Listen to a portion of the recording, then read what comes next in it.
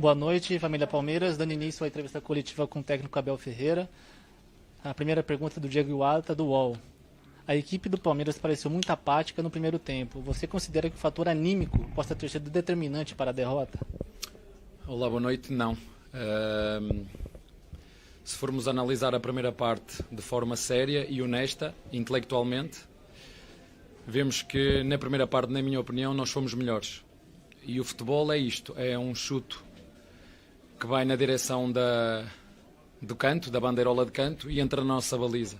Portanto, na minha opinião, na primeira parte fomos melhores, num jogo que sabíamos que ia ser definido por detalhes e que foi decidido com um golo, como disse. A gente trabalha, a gente planifica, a gente organiza, a gente faz trabalho setorial, fazemos análise do nosso trabalho, mostramos aos jogadores trabalho coletivo, trabalho individual, e o futebol depois resume-se a isto. Um chute fora da área que vai para fora, vai na direção da bandeirola de canto e entra na nossa baliza. Temos que aceitar e que isto é futebol e seguir em frente. Perguntas agora do Leonardo Dai, da CBN, do Leandro Baldaquian, da Transamérica, e do Gabriel Iocota, do Verdazo. Em 180 minutos de final, o Palmeiras não conseguiu progredir com a bola, no ataque em nenhum momento.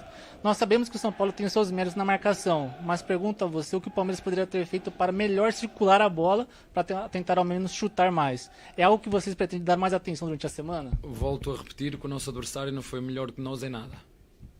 Não criou mais oportunidades do que nós, não transitou mais do que nós, não teve ataque posicional melhor do que nós. Volto a referir, já no primeiro jogo as maiores oportunidades são nossas. Li e ouvi que dizer que foi um jogo muito de encaixe, foi um jogo de intensidade. Se víssemos um Inter de Milão-Juventus, era este jogo que nós íamos ver, era um jogo tipo este, que nós íamos ver, jogos das melhores equipas, jogos decididos por detalhes, e o que foi que aconteceu? Foi um jogo decidido por detalhes.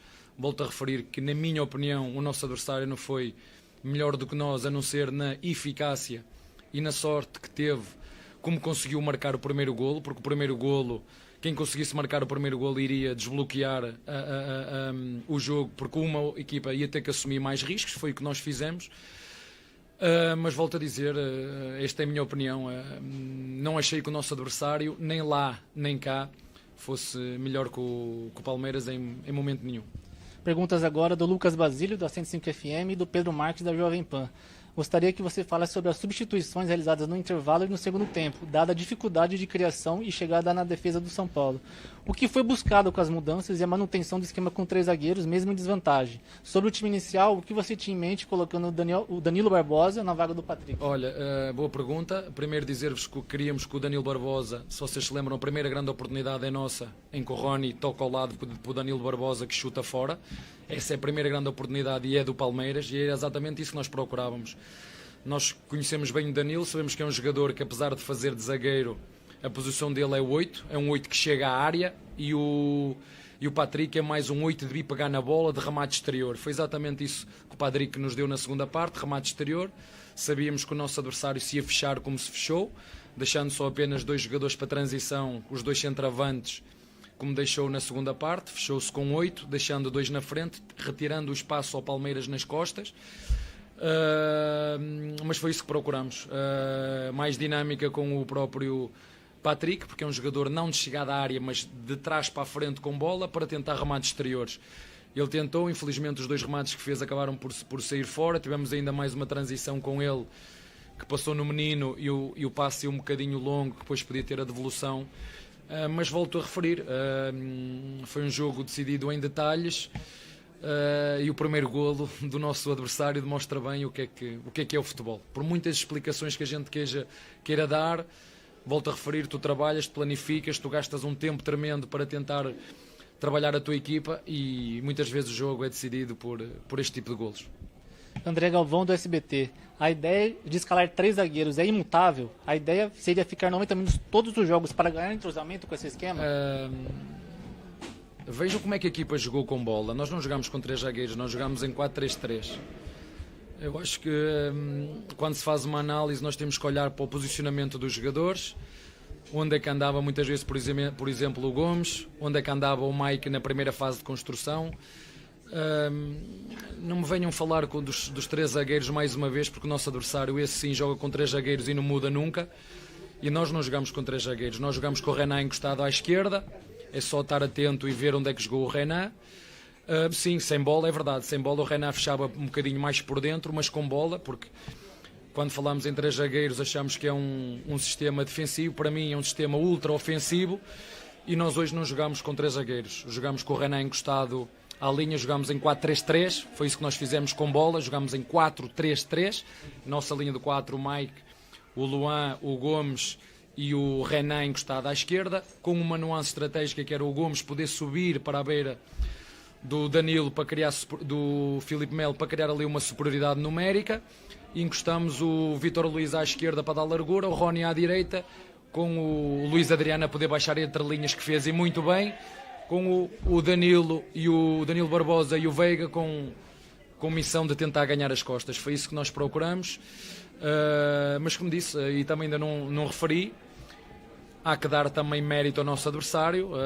Não me custa nada admitir de que o adversário também tem qualidade, também teve organização, defendeu-se muito bem.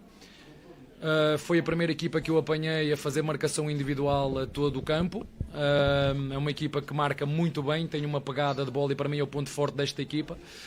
É uma equipa que se defende muito bem. Eu sei que vocês passaram umas imagens, ou alguém me mostrou, eu a dizer que o Luan do adversário corre muito e acabou por ser ele por fazer o golo. Mas como disse, parabéns ao adversário porque ganhou, parabéns ao adversário porque foi mais feliz, parabéns à sua equipe técnica, parabéns aos seus jogadores, parabéns ao São Paulo, e parabéns também à minha equipa, porque tenho que referir que nós, para chegar à final, tivemos que ultrapassar, passámos um período difícil. Houve uma altura que não sabíamos se íamos passar ou não. Conseguimos passar, eliminámos o Bragantino em casa deles, uma das melhores equipas, eliminámos o Corinthians em casa deles.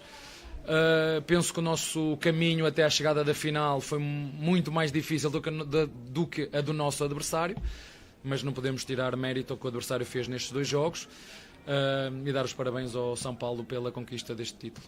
Pergunta do João Sandfeld, nosso palestra. Nas últimas 3 finais, você optou por deixar os jovens no banco e teve de os utilizar ao longo das partidas, com o time precisando do resultado. Quais os motivos para manter as crias da academia entre os reservas?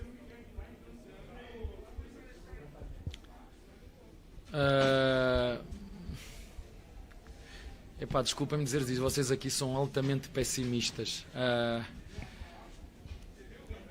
Aqui a questão não é se deixa as crias nas reservas ou as crias que entram. Ainda hoje estava à espera, por exemplo, que o menino, quando substituiu o menino para meter o menino, que ele me desse muito mais do que aquilo que deu. Nós queremos sempre que os jogadores entrem e dêem o seu melhor. Nós temos uma equipa de qualidade, nós utilizamos este Paulista para mostrar a todos os jogadores as oportunidades que têm. Nós demos minutos a jogadores que se calhar nem sonhavam este ano ter minutos. Eu quero é que vocês valorizem, porque é muito fácil dizer que valorizem o que o Danilo tem feito, que ninguém conheceu o Danilo, o que o Luá tem feito, que passou uma fase menos boa e está muito bem, ia para o 4º jogo seguido com intervalos de um dia, e por isso que eu tive que o tirar, porque estava completamente desgastado. É insano a quantidade de jogos que nós temos, e temos é que valorizar o esforço, quer das crias, quer dos filhos, quer dos pais, quer dos treinadores, pelo trajeto que fizemos até chegar aqui. Agora tenho que aceitar quem não queira valorizar o nosso trabalho, quem não queira valorizar o que nós estamos a fazer com as crias, porque normalmente eu tenho uma árvore de fruto lá em casa e ela realmente dá muitos frutos, mas é a que leva mais varadas, não é? Normalmente costuma-se dizer que as árvores que dão mais frutos são as que levam mais varadas. E portanto eu estou muito contente com as crias, como disse, com os jogadores mais experientes, com o clube, com a nossa equipe técnica. E vou voltar a referir, para quem não sabe, o futebol é mais que por isto. Há um chute que vai na direção da bandeirola de canto, bate no rabo, como vamos dizer aqui, de um jogador nosso e entra na minha baliza. O futebol é isto. Pergunta do Vinícius Bueno, da Rádio Bandeirantes. Abel, qual o peso de um 3º vice-campeonato num curto espaço de tempo para o moral dos jogadores e para o planejamento no restante da temporada? Isto é como olhar para o copo meio cheio. Eu prefiro chegar às finais e ganhá-las, mas prefiro chegar às finais.